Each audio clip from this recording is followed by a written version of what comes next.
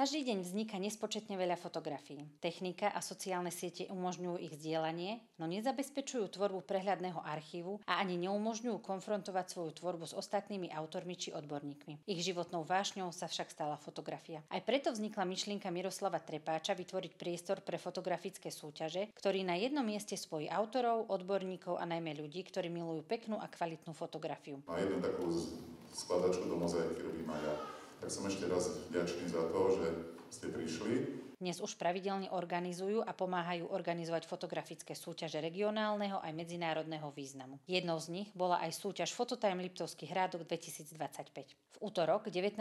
novembra sa estrádna sála Kultúrneho domu v Liptovskom Hrádku opäť naplnila tvorivou atmosférou, očakávaním a krásou zachytenou v objektívoch našich fotografov. Konal sa 14. ročník obľúbenej fotosúťaže Fototime Liptovský Hrádok 2025, ktorá každoročne spája profesionálov, nadšencov aj mladé talenty. Cieľom súťaže je prostredníctvom fotografie dokumentovať život a dianie v meste Liptovský Hrádok a jeho okolí a tiež popularizovať mesto Liptovský Hrádok a vytvárať digitálny archív dostupný širokej verejnosti. Do súťaže sa môžu zapojiť na portáli Fototime.sk amatéri aj profesionáli. Počas slávnostného večera boli ocenené najkrajšie a najzaujímavejšie zábery v 6 témach. Krásy Liptovského Hrádku, momenty, ktoré ukazujú naše mesto v jeho najčarovnejšej podobe, život v Liptovskom Hrádku, ľudia, príbehy a okamihy, ktoré tvoria atmosféru mesta, kronika Liptovského Hrádku, fotografie zachytávajúce udalosť či chvíľu hodnú zapamätania, hrady, zámky a kaštiele, architektonické pohľady našej histórie, vrchy, majestátnosť tatranských štítov a jemná krása liptovských kopcov a zvieratá žijúce vo voľnej prírode,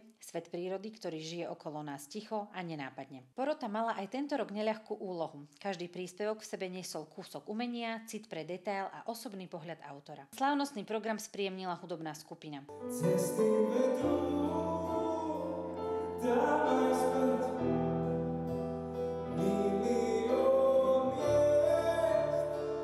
núka svet. Prítomným sa prihovorili pozvaní hostia Branislav Tréger. Želajme si, aby naše mesto malo tlak 120 na 80, aby mala červené krvinky na takej úrovni, aby okysličovali všetky časti nášho života. A Judita Feňvešová. Ocenení fotografi si prevzali diplomy a ceny. Veľká vďaka patrila všetkým, ktorí sa zapojili a prispeli svojím dielom k tvorbe krásnej vizuálnej mozaiky nášho regiónu. Súťaž Fototime je dôkazom, že Liptovský Hrádok má množstvo šikovných ľudí, ktorí vidia svet inak, citlivejšie, vnímavejšie a srdcom. Novinkou v tomto ročníku bola cena komunitnej nadácie Liptov mladým fotoobjektívom pre autorom do 18 rokov, do ktorej sa zapojilo takmer 20 mladých fotografov.